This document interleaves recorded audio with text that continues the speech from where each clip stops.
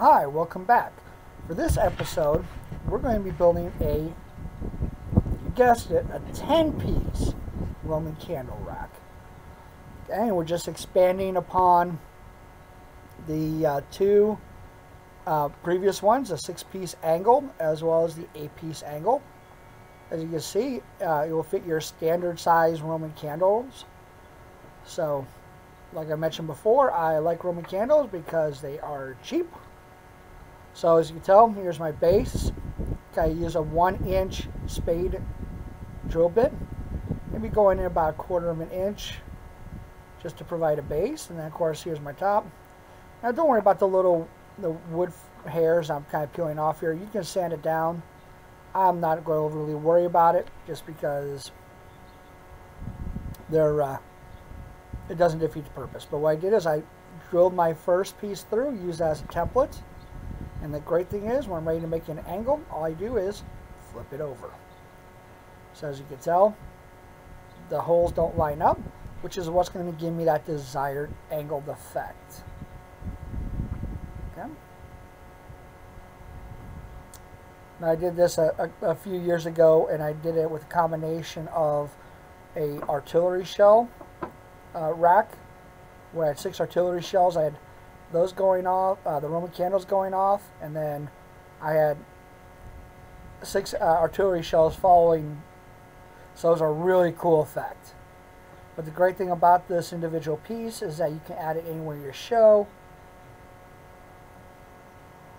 And again, like I mentioned before, Roman candles are cheap.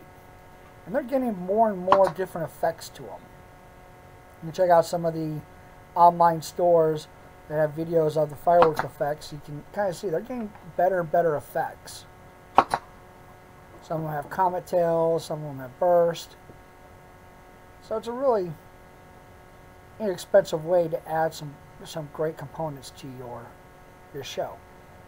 So as you can tell, first thing I'm doing is building my base.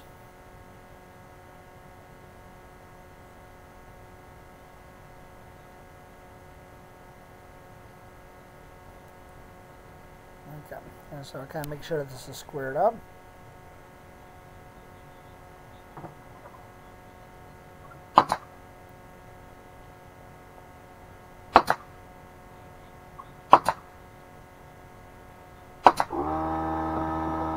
So yeah, you can always check out our Roman candle video. We have a whole bunch of different Roman candles I picked up. And of course, a great storage idea, so you don't have this Roman candles laying everywhere or a box of fireworks, and kind of keep them out of the elements. But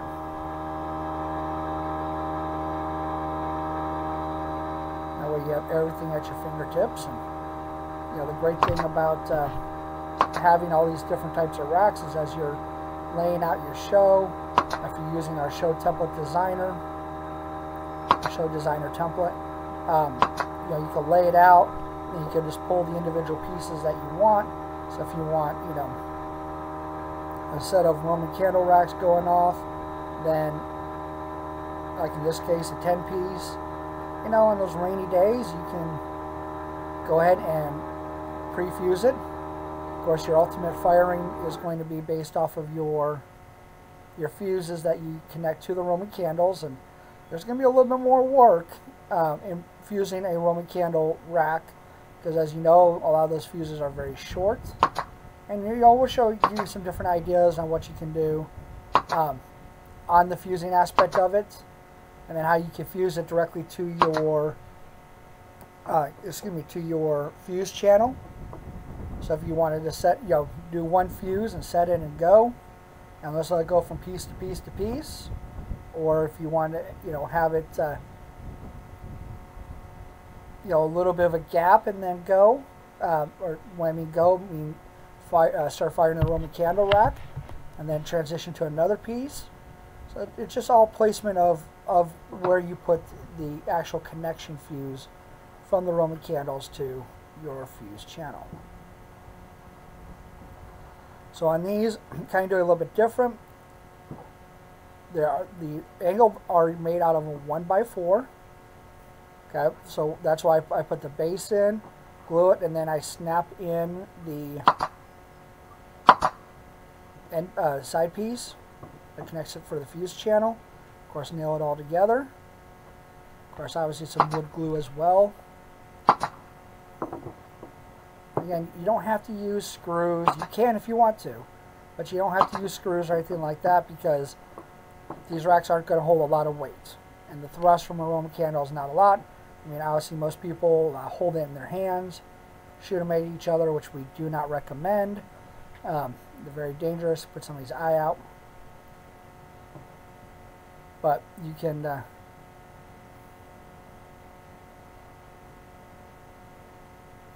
you can use, and again, just use a nail gun, 1 1/4 inch nails, some wood glue. Get this one. Okay, and there we go. Got it snapped in. Yeah, there we go. That was a little bit tighter fit.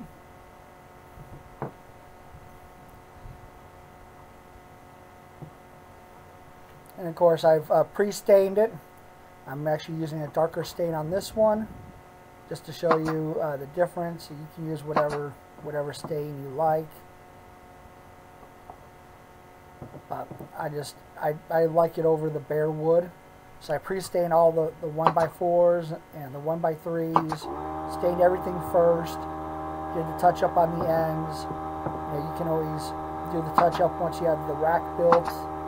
It's completely up to you, but I just think it looks a little bit better. Of course, when you're out and have everything set up and your friends and family are walking by looking at it, and you're showing off to your buddies, getting all excited. So again, I'm all excited for what the show is going to be, that night. You have a nice looking set, nice looking racks. Okay.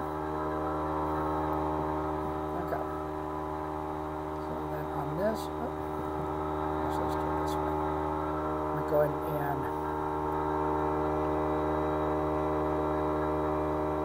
put the glue on the ends, which you're not kind of seeing off camera. You can probably see my shadow there in the lower left corner.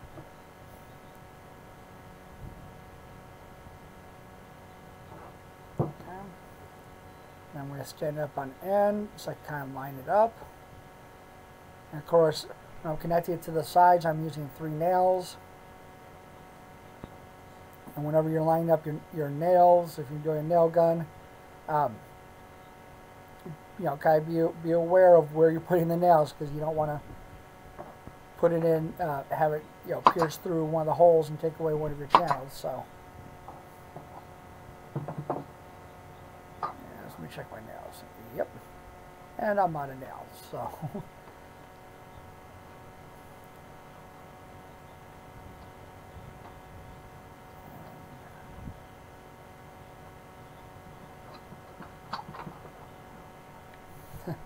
Now, one thing that you're going to kind of see here over the next couple minutes is, if you leave the nails out in the sun, the adhesive that holds it together starts to warm up. So when you try to close your nail gun, you have nails starting to fly everywhere. And then, of course, you try to line them back up. Want to not waste knots. You don't want to waste any nails, so.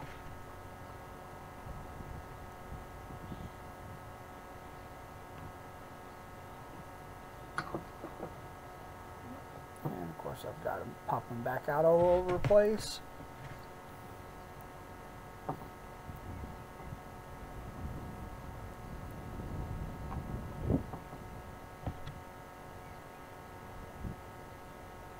Okay, let's try this again.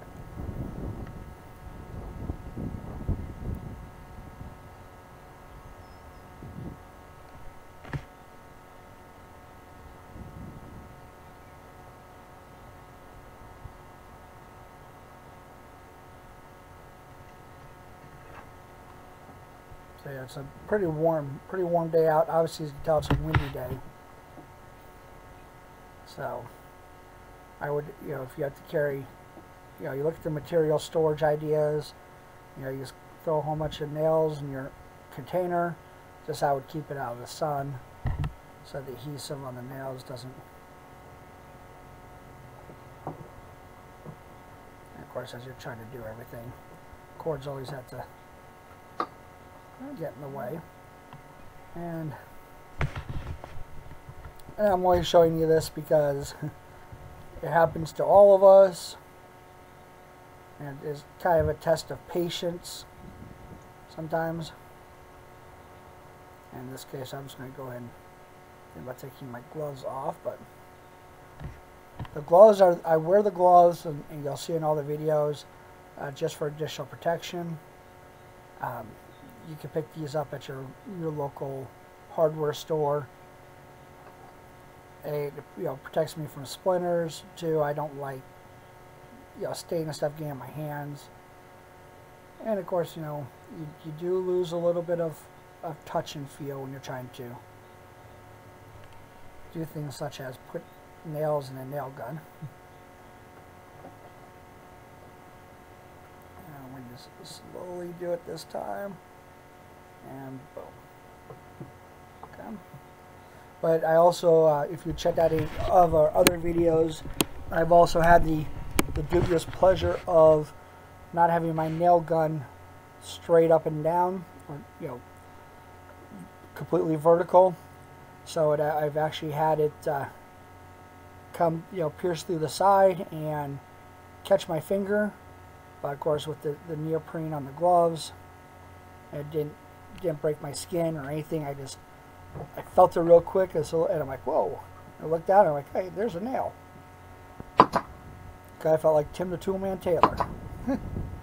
But it happens. It happens to everybody. Okay, so now I've got that side done. Let's go ahead and let me get this side in.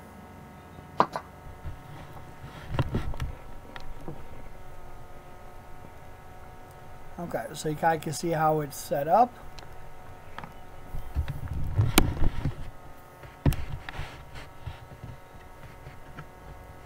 Okay.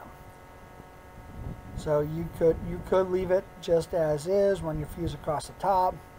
I, of course, am going to be doing a fuse channel, which again, when you go through and you are building, like in this case, I didn't cut the fuse channel, so let me cut out here, and that's what we're kind of waiting on as I go get the fuse channel piece. And of course, you can tell that's not stained. So always, keep your stain close by and handy. So then that way, if you have to do any touch-ups, or if you forget to cut a piece, you can finish up and just let the stain dry.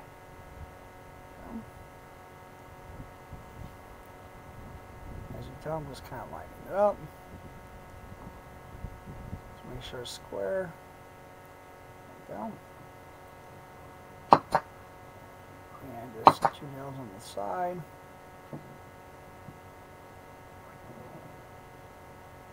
Make sure it's lined back up since I had to move it.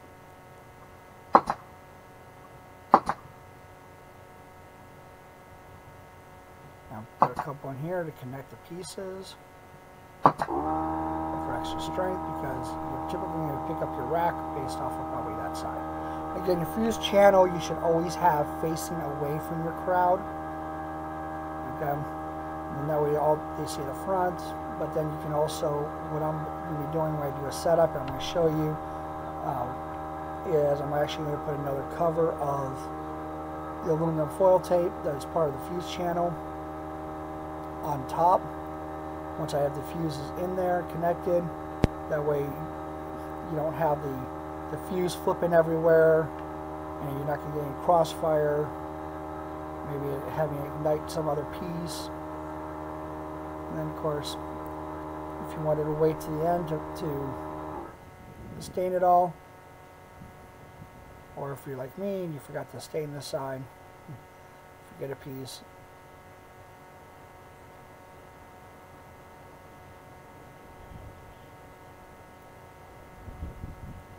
let's go ahead and just do a touch up on it.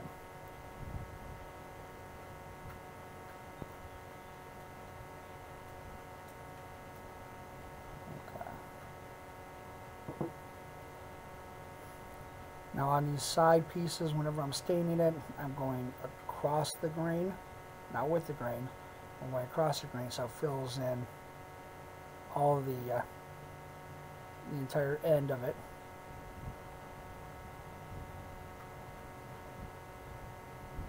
In some cases you may have to do what's called a dab, or you can, like I'm doing right there, just to make sure. And then I'm going to stain underneath it.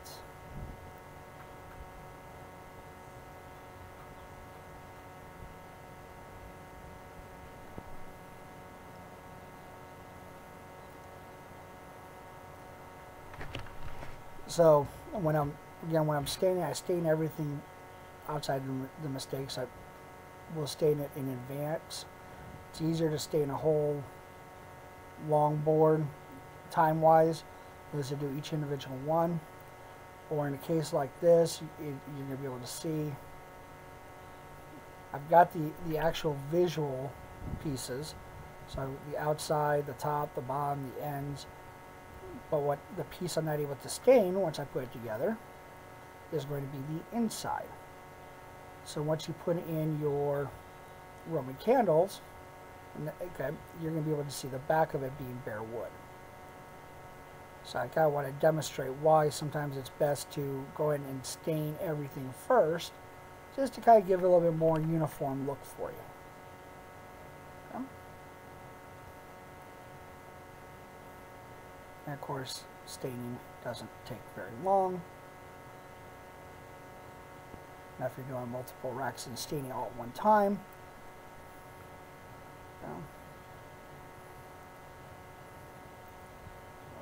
okay. So kind of look at it from that side. There you go. Once it dries, it's going to have the same appearance as the other portions of the rack. So let me go ahead and put my stain away so it doesn't dry out. Okay, and then I'm going to go in and test it,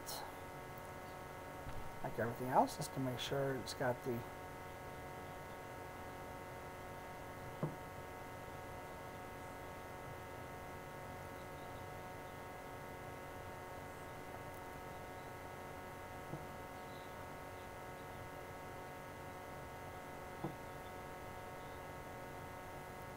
again, these are kind of in an X or a V shape, depending upon which way you want to look at it. So I've got one set going off one direction, I've got another set going off another direction. You can do these straight vertical if you want. I kind of like the angle because, as you know, it's going to angle out a bit further as soon as they go off. Kind of give a cool effect. Okay. So there we have it.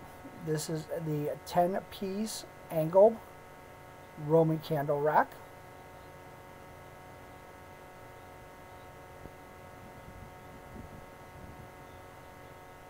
And we thank you for watching V3 Pyrotechnic Designs. If you haven't liked to subscribe to our channel, do so now. Please be sure to share our channel with your fireworks friends and family.